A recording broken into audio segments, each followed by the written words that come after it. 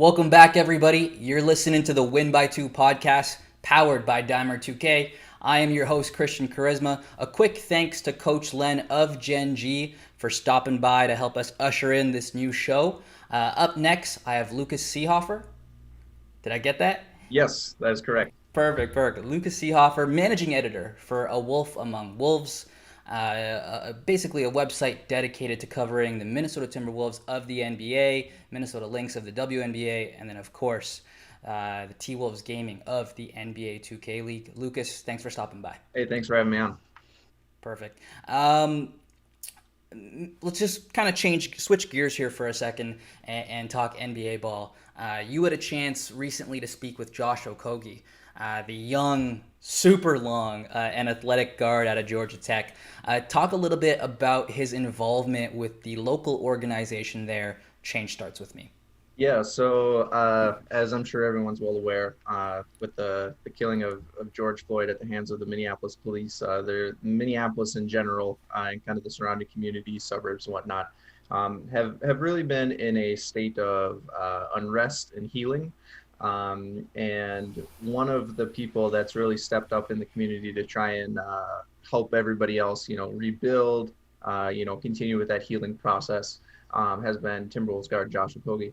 Um, I met up with him the other day at it was essentially a food drive and a essential items drive. Um, and just spoke to him about, what it means for him to be involved with the community, how important it is for people with his kind of high profile and large platform to be involved in these types of, um, you know, civil servitude, so to speak. Um, and yeah, the thing about Josh is that he's a very empathetic, very much wants to help, and that really came out in the conversation I had with him. And for people who are more interested in specifics, you can head to awolfamongwolves.com and you can kind of check out the whole piece. Yeah, no, and then kind of just going through that piece, I got the feeling that he's an active member of the community. He's not just, the athlete. He does really take pride in what he's able to contribute off the court as well. Yep. He made sure to mention that being an active off the court is something that's super important to him. When Steven Jackson, the former NBA player, made his way up to Minneapolis because he was a good friends with George Floyd, him and Carl Anthony Towns were the two members of the Timberwolves who were standing alongside Jackson as he gave a few talks in downtown Minneapolis. So to see the young Wolves involved has been very encouraging. Yeah, no doubt. Obviously, after finishing with a record of 19 and 45, I believe, Minnesota's season unfortunately came to an end once the NBA announced its plan to return to action in late July there in Florida. Now, strictly speaking, from a T Wolves perspective, fans likely have their eyes set on the draft, but with a predicted shortened offseason, Lucas, how wild and unique do you expect it to get for the Timberwolves? Yeah, so I think in terms of, if you look at it strictly from a financial standpoint, the Timberwolves are never major spenders in free agency. It's tough to convince high level basketball players to come to Minnesota for a variety of factors. However, if you look at the kind of the track record of the Timberwolves' new president, or relatively new president of basketball operations, Gerson Rosas. It seems like he'll do anything that it takes to make the team better. When he took over last June, he came in promising that he was going to be aggressive and he was going to be willing to make moves and do whatever it takes to make the Timberwolves better. And by the end of the 2019-20 season, only two of the players who were on the roster at the beginning of the season were left around, and that was Carl Anthony Towns and Okogie. I think as far as what they're going to do in free agency, they're going to have the middle-level exception, which they'll should be able to sign a player with probably the non-taxpayer mid-level exception, so they have a little bit more than somebody who's in the luxury tax. They'll probably re-sign two guys that they picked up from the Denver Nuggets in a trade deadline deal in Malik Beasley and Juancho Hernan Gomez. Um, And then obviously they'll be active in probably be active in trades. Wouldn't surprise me if we saw a trade on draft night, that kind of stuff. So it has the potential to be relatively active, but more likely in retaining players that are already on the roster and through trades more so than true free agency. Yeah, it'll be exciting to see how it plays out. Now, assuming you don't trade the pick, I know as a fan, after a long season, that reward at the end of like an alluring draft pick was always something that was exciting to me as a fan. And I know last year you had picked the T-Wolves had picked later in the lottery. Assuming you keep the pick, and I know off the air I said it, I'd refrain from talking draft, but assuming you keep the pick, there are a lot of options there. Absolutely, and the Wolves are kind of in a lucky spot, if you will, or unlucky, depending on your perspective, that they're going to have three picks most likely in the top 33. From an optimist viewpoint, that's essentially three first-round draft picks. It depends on if Brooklyn holds on to that to their playoff spot, which it seems all but guaranteed. I think they'd have to lose out, and the Wizards would have to win out or something like that in order for it to happen. So look for the Wolves to have three draft picks, and yeah, there's no major superstar probably that's going to be available through the draft, but there should be plenty of athletes that are at least project as contributors at the NBA level. So it's always an exciting time around here when we're when you're looking at the potential top five draft picks. But hopefully in the near future, those top five draft picks are going to stop coming our way. Yeah, it's a double-edged sword.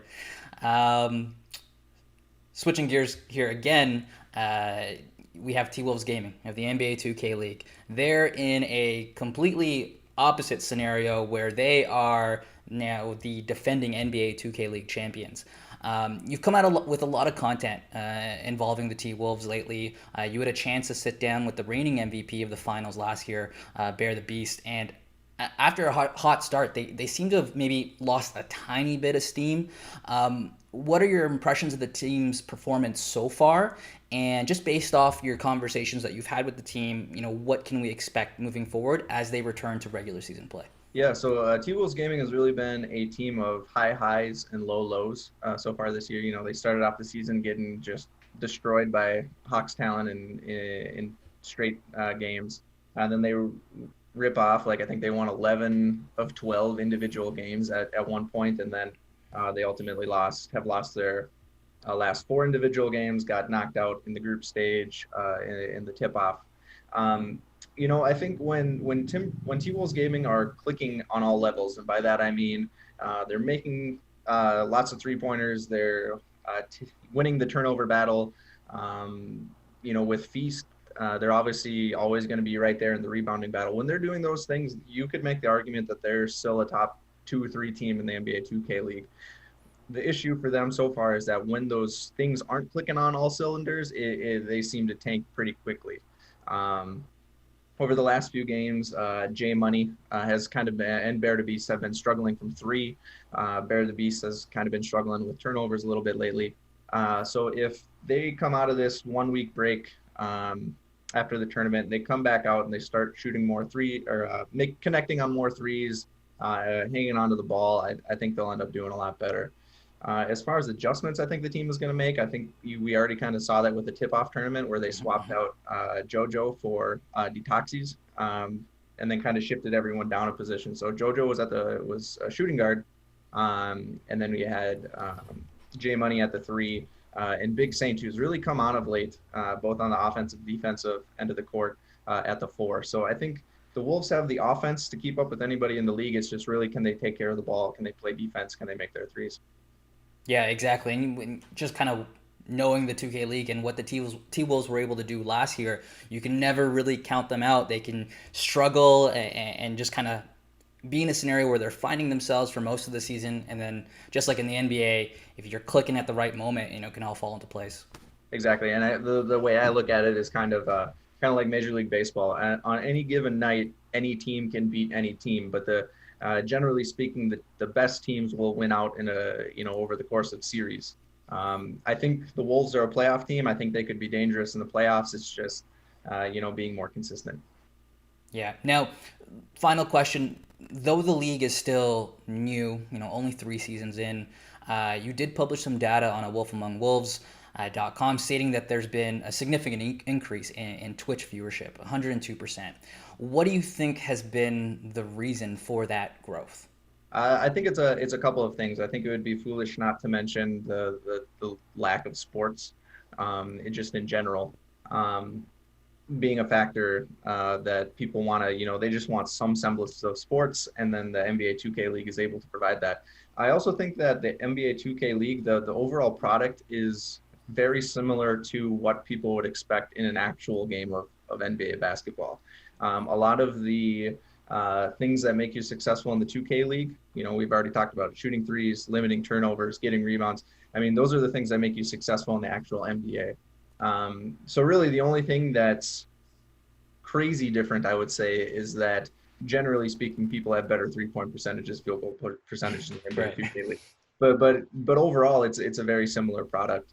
And then also just esports, they're just going to continue to grow. It's one of those things where, kind of like YouTube back in the day, where it started off as a somewhat small platform and then it just exploded. I think Twitch is going to, it's kind of in the same process where people like watching people play video games, and if you can make the league compelling, and if you can build it around people and stars that are compelling, like Bear to Beast, like uh, Mama I'm That Man, like Kenny Got Work. Like if you can build the league around those players, people are going to flock to them just because they're interesting people to watch and they're interesting people to listen to. Yeah, just like its parent organization, the NBA is driven by stars, so I totally agree. With that said, Lucas, thank you for stopping by. Obviously, for anyone that's listening, check out awolfamongwolves.com for your latest news, features, and just basically a great source for anything related to the Minnesota Timberwolves, TWolves Gaming, and of course the Minnesota Lynx. Lucas, where can we find you on social media? Yeah, so you can find me on Twitter at Seehafer underscore. That's Seehafer underscore. And then you can follow Wolf Among Wolves at AWAW blog. Perfect. I'd love for you to kind of come back on again. Maybe we can talk more T-Wolves gaming and more Timberwolves ball. Yeah, I'd love to be back whenever you'll have me. You're listening to the Win by Two podcast powered by DIMER 2K.